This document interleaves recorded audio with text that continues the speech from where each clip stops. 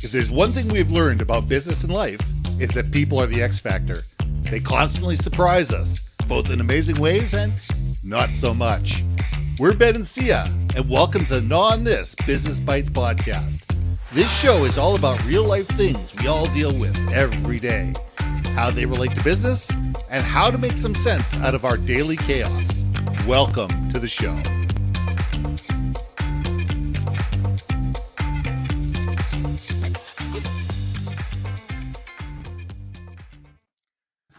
And welcome back to another episode of Gnaw on This Business Bites. I'm Ben, and this is Syya. So here is what I really want to gnaw about this week. How do we turn bad customer experience and turn it into great customer experience? Not to go into the last 10 days of hell of my life, but I have had 10 days of trying to deal with a challenge with a certain vendor and being sent hither and yon from department to department to be transferred and pushed and hung up on more times than I care to imagine. And every single time I talk to somebody new, they start the conversation, says, this message is being recorded and you will probably get a customer service survey. And the first one is about how your interaction was with me. Well, I probably talked to 15 people over the last 10 days on this one particular issue. I have yet to get a customer service survey. Oof. Now, here's what happened. I have a friend of mine who is at the senior director's level. I emailed him last night and I said, look, I know this is not your department. I know this is not your problem. I completely understand this, but you got to help me out after 10 days. I'm begging. Yeah. Can you just have somebody who can help me out, contact me, and figure this one out? Well, guess what? I got a call today from the office of the president. This woman was professional. She was empathetic. She listened. She understood. I felt valued. I felt heard. She was professional. And she said, look, I'm sorry. I'm sorry you've gone through this. Let me take down all the information. Let me get all the information. It says, we could probably fix this while I have you on hold, but it's probably going to take me at least an hour to do this. Let me take your phone number. Let me call you back later today when it's done. When are you available? And 10 days of aggravation, of angst, of frustration rolled off my shoulders. Because all of a sudden, somebody was actually taking care of things. Somebody was actually taking the time to treat me as a human being and not just as somebody that needs, no, you're talking to the wrong person. Let me transfer. Oh, wait. And off I get transferred. No. And off you go into the vortex. And we need to think of this, companies large and small. How do we innovate from the customer backwards? How do we as companies sit there and say, wait a second here, we don't exist without our customers. Mm-mm. Salaries don't get paid. Bonuses don't get paid. Shareholders don't get paid. Bills don't get paid. Whatever. Nothing gets paid until a customer buys. Mm-hmm. And if the customer isn't buying, the company isn't viable. And if the customer doesn't rebuy, that's the other thing. And they don't rebuy. And we can go very quickly from being a brand worth loving to a commodity that's low cost, low value, easily replaced, and soon forgotten. So let's talk about customer experience. Let's gnaw on this, Syya, because customer service is not a cost center. It's a profit center. If done properly, if strategized, if built, if the people, processes, and procedures are in place, customer experience becomes a profit center and not just a cost to the bottom line. Syya, let's gnaw on this. Oh, 100%. Look, I think what you've experienced is, like, I feel like the majority now. Okay, good, bad, ugly, and different. I think you sent me an article about a company that laid off all their customer experience reps, and now they're hiring them back because they realized Klarna, if I remember correctly. Yeah, The Klarna, company's I name think was it was. Klarna. Right? Yeah. And I commented back and I said, look, automating, leveraging AI and all that good stuff, that is great when you need to automate something that it's redundant and it's just like mind-numbing data entry kind of stuff, right? However, when it requires human interaction, something that's going to be emotional, you can't bot it out. No.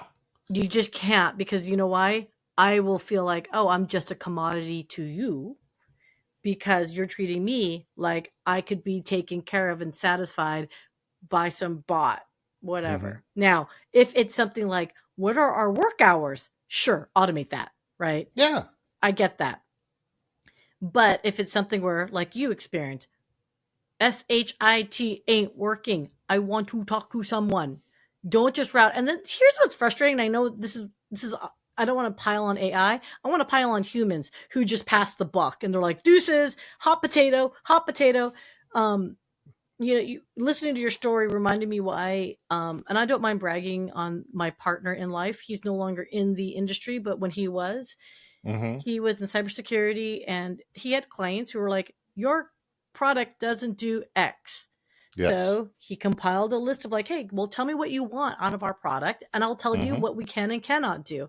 The fact he was so blunt, so honest, and he's like, I get it. I think that's a good feature. I think I will go and talk, and I'll tell you what I can experience. Now, I am just a mere engineer, but if I can get, but he can at least advocate for it. I will advocate for you, right? Yeah. And I got to tell you, he was one of the most requested engineers because he was honest about it.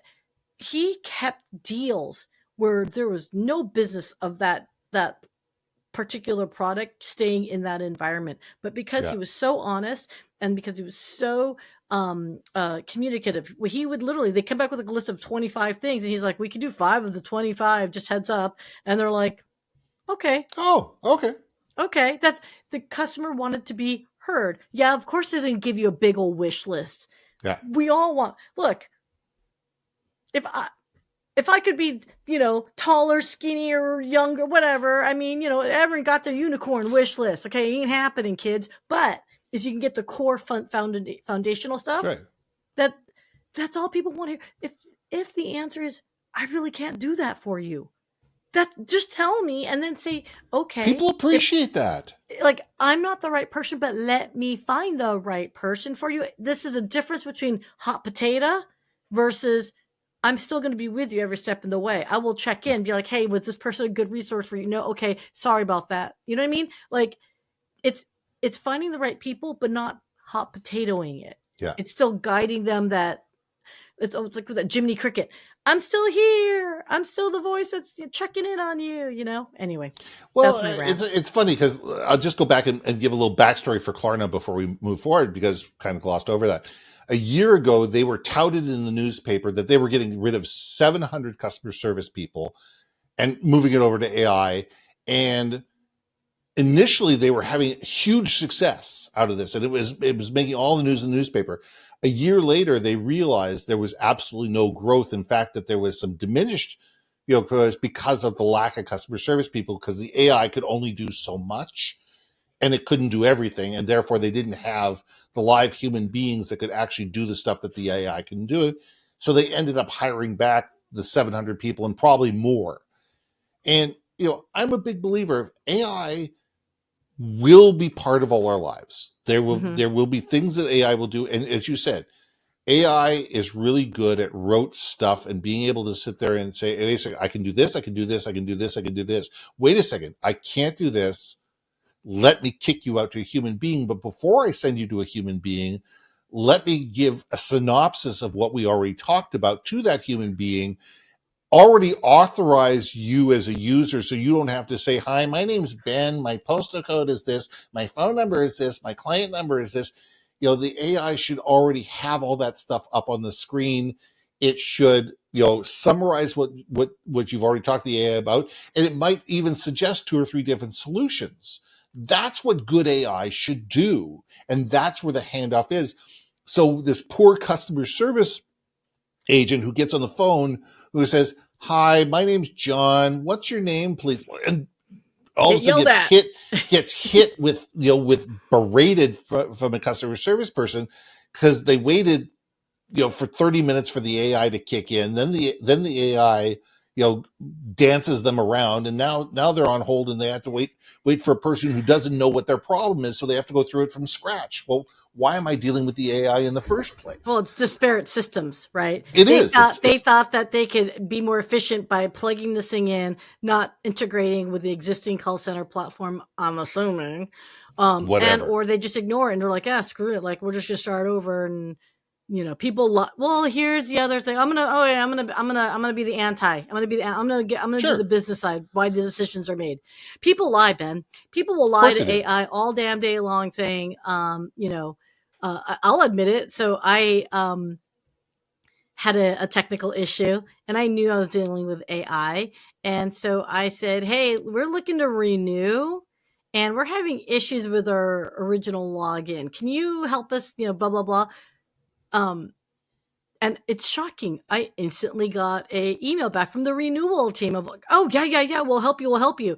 Whereas before, when they're like, "Hey, I need help with my password," MIA, no help whatsoever, right? Oh, yeah. Like, yeah, no. What I think it's hilarious. So, I think people lie though, and I think that's why businesses are basically saying, "Look, we have to kind of go with the average."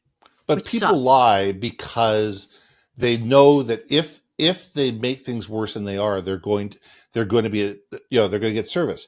The squeaky wheel gets noticed. Yeah. I mean, it's amazing to me when I call up my telco and I go to renew my plan, I get one price.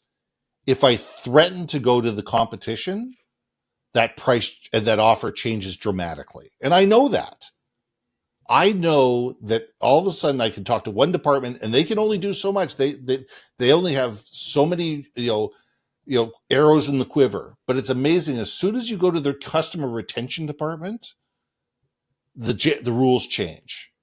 The rules change dramatically when you talk to the customer retention department, and it is within every company because companies they realize it's cheaper to placate you than it is to find than it costs to get new clients on board. But why do you have to go to the extreme? Why, when you're dealing with customer service, why are your people not empowered to be able to help you? Why do you have to pull rank, call a manager, go to a customer retention team, whatever, just to be able to feel like you're being treated, regularly? We as human beings want to be listened to, understood, and valued. And the key word is valued. If we don't feel that we're valued, we'll take our ball and we'll go somewhere else. I've done it. I just did it with my accountant this year. I figured my accountant wasn't paying attention to me. He wasn't listening to me. He wasn't, being attention. And guess what? I'm gone. And he lost out on several $1,000s worth of work this year, and for probably the next 10 or 15 years, because he wouldn't answer my emails and he wouldn't answer my phone calls and he wouldn't call me back for whatever reason. And I don't know, and I don't care. But if you ignore me, if you lie to me, if you try to deceive me, I'm gone. And that should be front and center of every customer experience department, is that if we treat people on the other end of the phone as human beings that deserve to be listened to, understood, and valued, most people are reasonable. As you said with your partner, it's just, he was able to say, "Look, we can do this, but we can't do this." Yeah. And as long as you're open and honest about it, people go, "Oh, okay, if you can do that, that's great." Yeah, that's wonderful. Because you know what? Look, in the heat of moments when things aren't being done, I get heated, man. I can go into Syya Karen mode, and that's a very vicious one you don't ever want to see. But and I try to tame it. People who've seen me, I do try to tame it. But is if you just tell people, "Look, I think I see your problem. I don't have an answer I'll try to find an answer. Here's what I think might be the problem. People are okay with that, right? But let me get back to you. But and let do. me get back to you and then do it. Yes, you're 100%. And even if the answer is coming back like, hey, give me a week, and you come back a week later going, I'm really sorry. I'm trying and I'm not getting movement here, but I am still working on your behalf. That's all you need to say. People appreciate it. People want to sit there and they know what's going on in the queue. They don't want to feel ignored. Well, they don't want you to feel you're forgotten. Exactly. Right? I mean, and ignored. Yeah. Like it could be where you're like, and I've seen him, right? Because I've seen him copy me because he was my engineer too at some point. But telling the client, like, look, this line item right here that you say is a must-have is not in the queue for engineering, period. So we're not going to see it for another 90 days, period. I can put the request in and try to get it in for queue, the next quarter over. Yep. But we need you aware there will be no more movement on this. Yeah.